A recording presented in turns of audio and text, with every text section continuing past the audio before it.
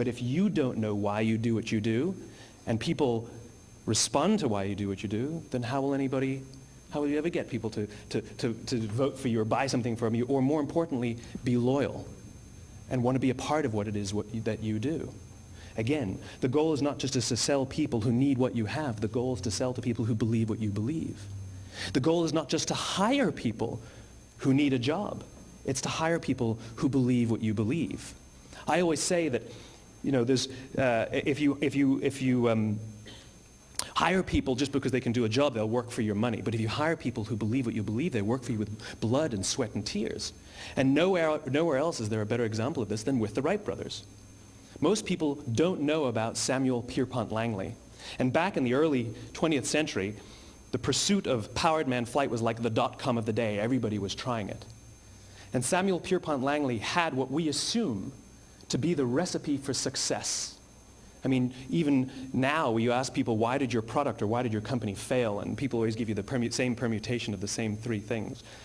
Undercapitalized, the wrong people, bad market conditions. It's always the same three things. So let's explore that. Samuel Pierpont Langley was given $50,000 by the War Department to figure out this flying machine. Money was no problem.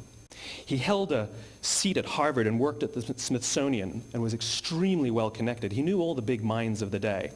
He hired the best minds money could find, and the market conditions were fantastic. The New York Times followed him around everywhere, and everyone was rooting for Langley.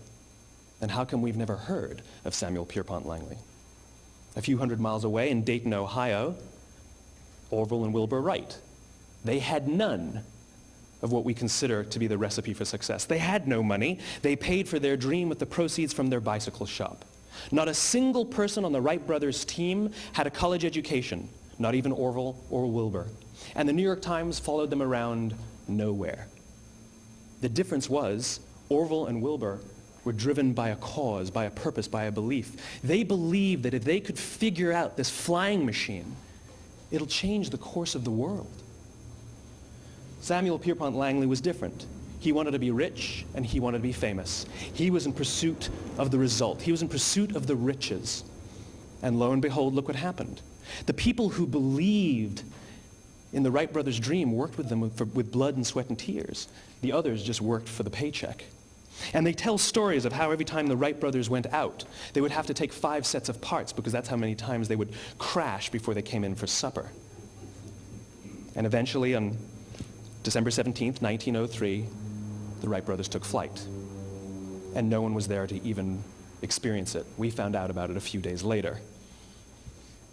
And further proof that Langley was motivated by the wrong thing, the day the Wright brothers took flight, he quit.